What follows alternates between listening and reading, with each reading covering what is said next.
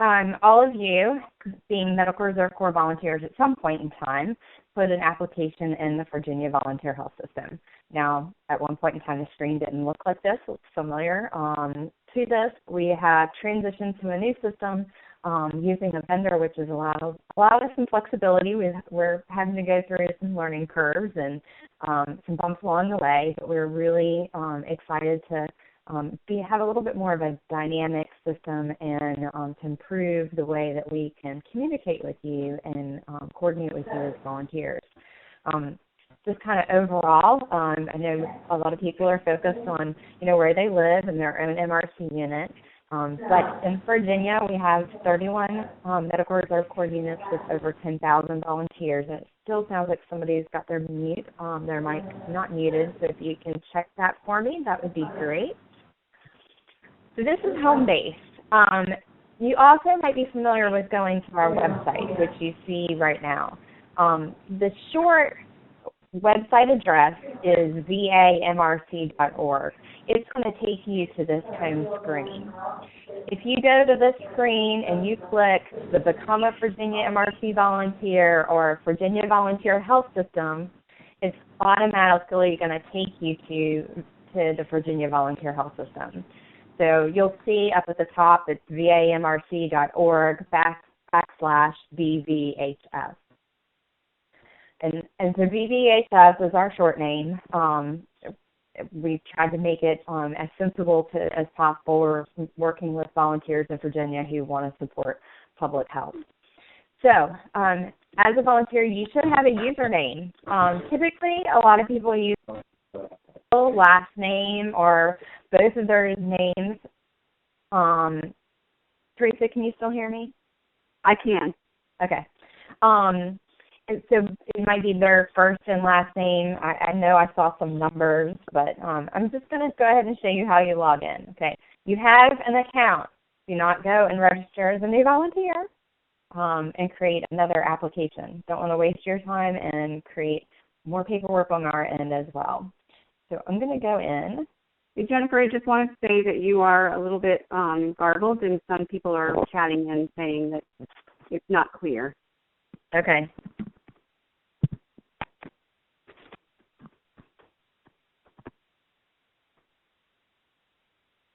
I'll try to speak more clearly and slowly. Is that better?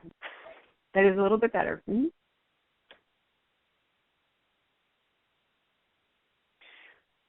So here you're going to enter in your username and your password, and then click the Sign In button. It's automatically going to take you to your dashboard, and that's kind of like your base page. You can always come back here using the tab on the left to get to your dashboard. When you log into your dashboard, you're going to see alerts that you've received, and then you're going to have access to look at your account information. So I just want to go, I'm going to actually go back. If I can move this. I need to move your, there we go. I'm going to go back and act like I don't have my password. That's not a good thing.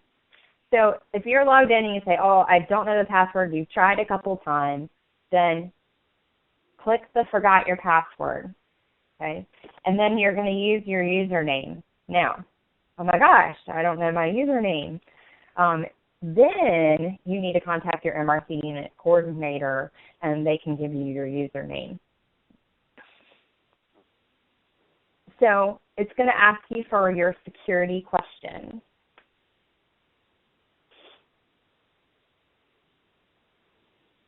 And then a link is actually going to be sent to your email address. This is just confirming it and showing that the email was sent to your email address. I'm going to let that kind of roll here for a second. Okay, so you just saw that I got an email. Says your password's been reset. If I go into that link, it's going to take me back to the page, and here I'm going to go ahead and enter in my new password.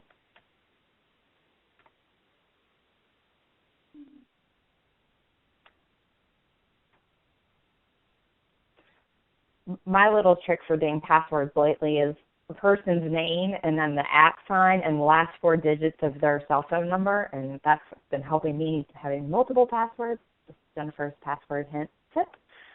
Okay, so I've reset my password. It popped up the little green box that says you've done something good, popped up at the top of the screen. So I'm going to go ahead and log in with my new password that I reset.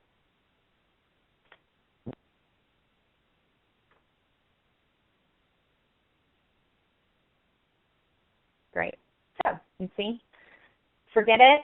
You can reset it using your security question. If you don't know your username, you're going to contact your MRC unit coordinator.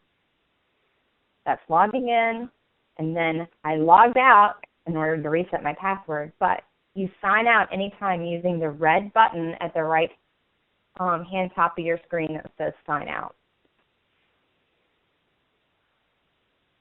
Now, navigating and looking at your dashboard and to actually look at your account, which is what we're going to look at first, you're going to come over here to the My Account button. And all the information in the My Account is information that you provided when you applied as an MRC volunteer. What you're seeing here is your home page, basically your overview of your account as an MRC volunteer. If I had a picture uploaded, the picture would be there on the left-hand side where you see a silhouette. So I'm just going to show you a little bit or talk a little bit about the information underneath here. It shows when you were a member. I'm not going to go into the details about MRC levels and medical levels. That should be reviewed during your orientation.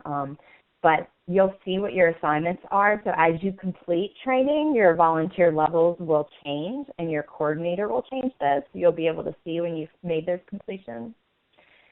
You'll have your DHP's Department of Health Professions licenses. So if you're not a healthcare professional, you're always going to have none there. That's okay.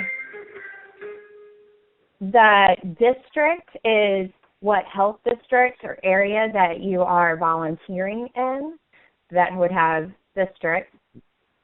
Looks like I just got a confirmation that my account information has changed. Everybody see that at the bottom right hand of the screen? So for security measure, it says, hey, you reset your password. I want you to know. Somebody reset your password. I'm going to go ahead and tell them. If you had a badge, it would say yes, that you would have a badge there. And then over to the right, it has application status, and this application is approved. Now, if you went and clicked on the show history, it's going to break down that you submitted your application, what dates it was, and then that it was approved and who it was approved by. It also shows what's last modified. This is when was the last time that your information was modified. Have the date and the last person that it was modified by. So it may say J. Fralin.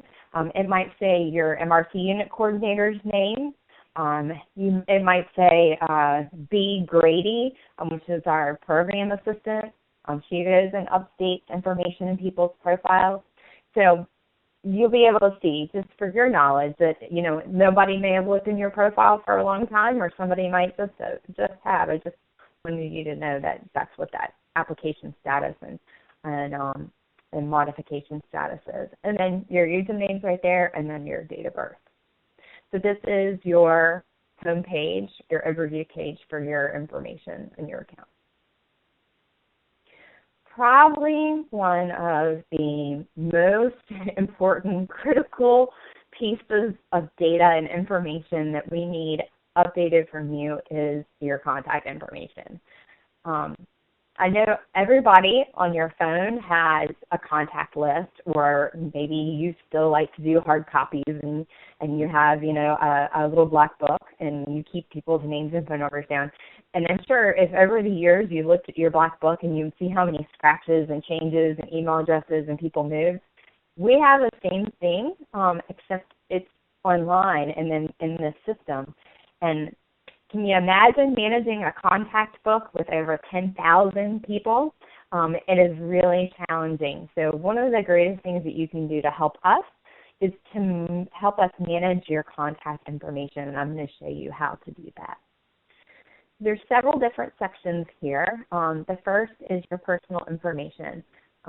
And basically, it was actually the information that was on your the profile the overview page that I showed earlier as well. But there's always a button if you can edit or you want to change information and it's accessible to you. There is a button over to the right that says Edit. You click on that button, you have the rights to make changes in any of the email, your birth date. Hopefully none of that's changed, but probably the most important thing is your email.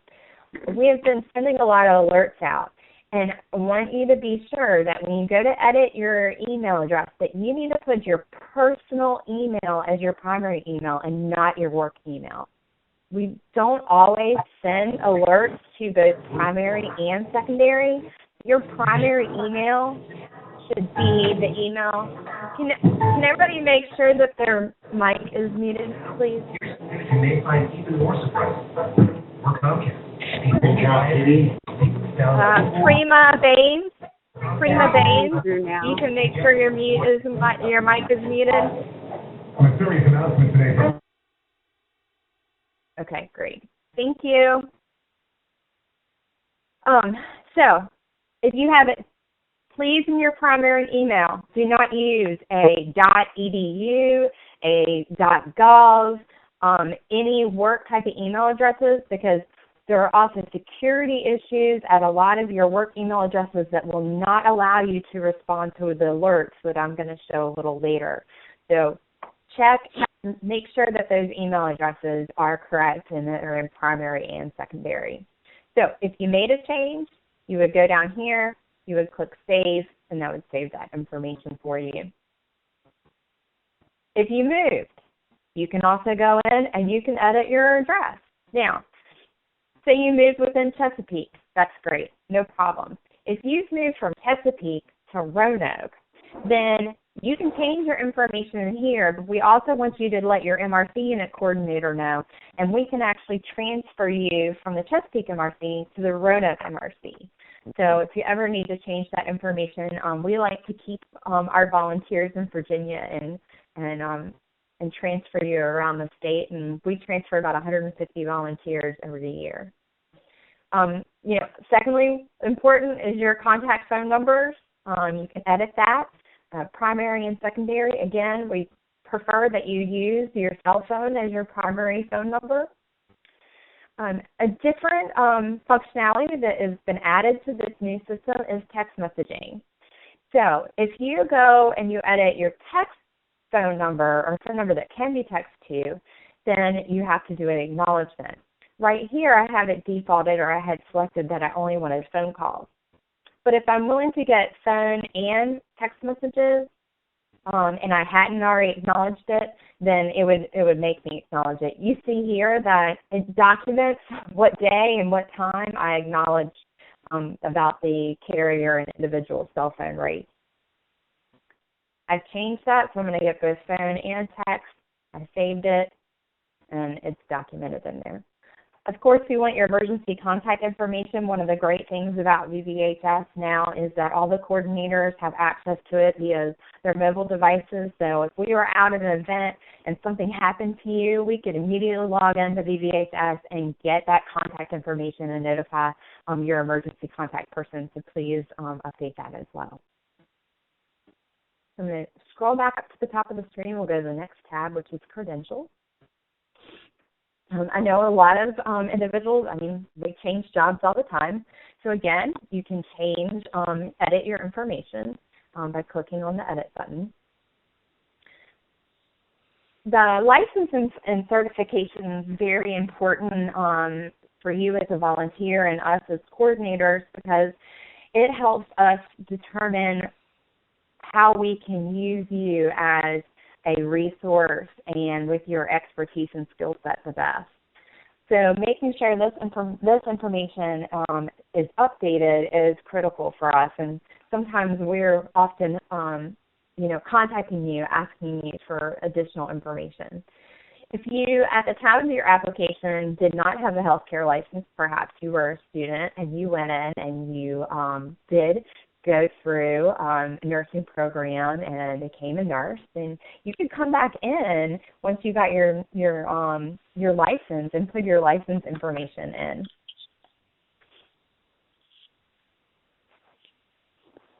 If it's in the state of Virginia, we can do an automatic validation of your license information.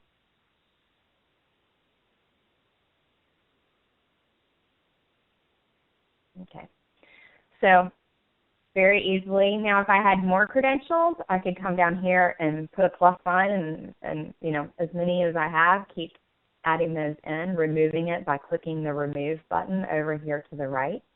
The same thing, if I had gone and completed an adult CPR and it was through the American Heart Association, I did it November 28th, and I want to save all that information updated.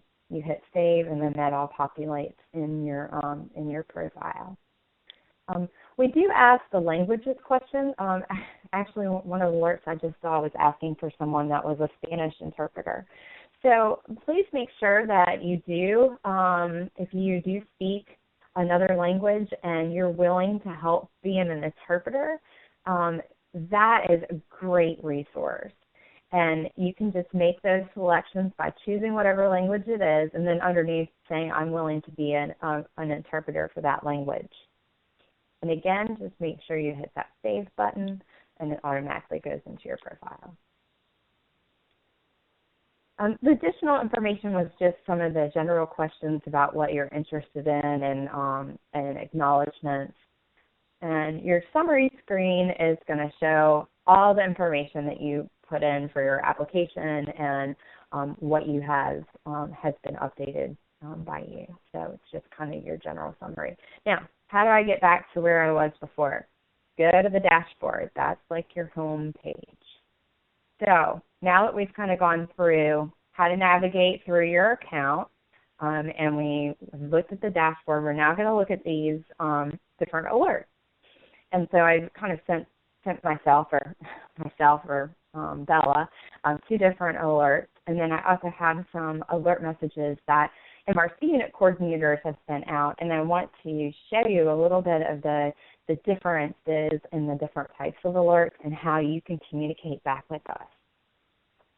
So the first alert I'm going to show you is a communication alert that you would receive via email. Now, a communication alert does not have any links to respond. It is, we are communicating to you. It is basically VVHS's version of email. Okay, it's communication. Here's some information I want you to know, and we send it to you. Now, in this link, in this email, if we have attachments, the attachments aren't going to be like you would normally have in an email. You know, they're not going to have them at the top of the screen where you would typically up here have attachments. They're actually links, and they're links to documents that we have in VVHS. And the reason we do that is because we're not going to kill your inbox with these huge attachments. And say we were sending you a document for deployment, and it was very large. You know, this is the best way for us to get the information for you. So if I wanted to look at that,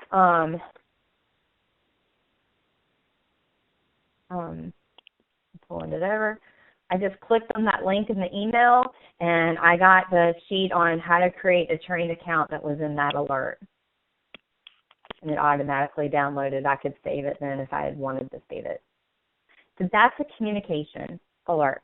It's a one-way communication. We typically try to keep in a very concise format. It's actually something that Teresa and I kind of tweaked together when we were both unit coordinators. It's a who, what, when, where, and how to respond. And so when you look at our messages, we really hope that you can very quickly get through these alert messages and know what we want you to do and what is going on so that you can respond. So I'm going to go now to a training alert. Now, I had to forward this message, so, don't ignore what I have highlighted right now in blue. So all the other different types of alerts, actually, except for deactivation. So communication and deactivation are just communication to you. Just want you to know this, okay? Now, with training, we usually want you to acknowledge if you're going to attend or not. So if I want to know what kind of training that Adam is inviting me to as a volunteer, I click on the link, and that pops up either on your mobile device or on your Explorer window, just like I had, and it tells me all the message that about the training. What is it? When is it? Where is it? Who can go? And how to register. So some very detailed information is included in this course about registration. This says registration is completed by emailing. That clicking on available just confirms that you're going to attend, but does not register you for the course.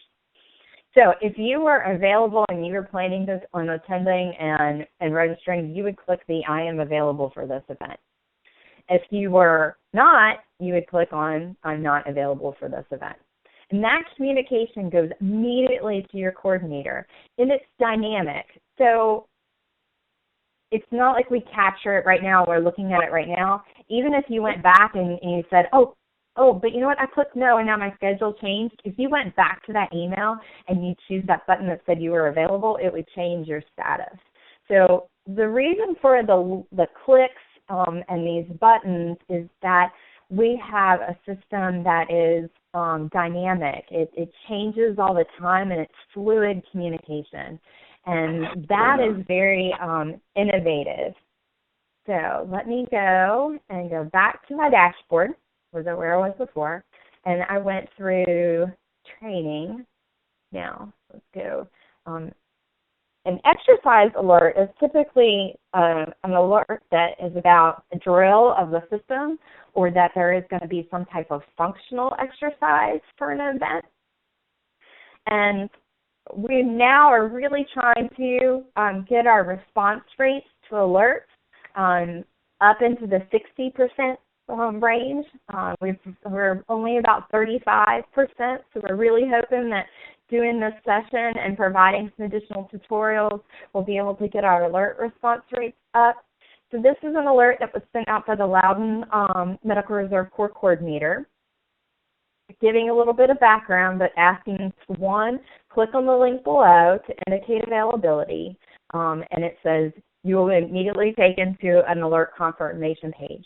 But all at the bottom, you click on I'm available for the event. If it's just a drill, we're having to say to our grant providers and the people in the community that are wanting you to show up, we have to say, I send an alert out, and 60% of our volunteers, they know how to respond if we send an alert to them. They are there. We can communicate with them. And that's what we're trying to do when we send out these monthly alerts. Now, an exercise alert is a little more detailed. So an exercise alert can look very similar, just what I was talking about with having just one selection of I'm available or not available. This alert has multiple choices for an event. And we had to do this because of H1N1 response when we were running, 10 flu clinics in 5 different locations and AM and PM shifts, and it was just insane. And so we actually developed Vvhs to be able to manage shifts. And so this alert is an alert that I kind of sent about a winter shelter. And it gives you the option of choosing the date, location, and time of where you would like to volunteer. So you say, I'm available for the selected events, or I'm not available for any of these events. And I'm going to click, I'm available for the selected events. And at the top, it says your availability confirmation has been saved successfully when it was documented. So And it says you can still make changes to availability settings by marking your status as available or unavailable. So if I come down here and say, I'm not available, before continuing, you're saying you're not available. Yep, sorry, something just came up. I now can't do it. I confirm, and it shows that I'm not available. So that's how you work and confirm alerts that are what we call single alerts, and alerts that are multiple choice alerts where we send you different options for where we want to go and the different times. It could be for, and some coordinators will send out an alert for orientation, and they might have 4 to 8 different orientation times set up. And they would send the alert out and say, please look at the orientation times below. Please click on when you're available to come and participate in orientation. So it allows us to very easily manage one type of event that has multiple locations and multiple times and dates.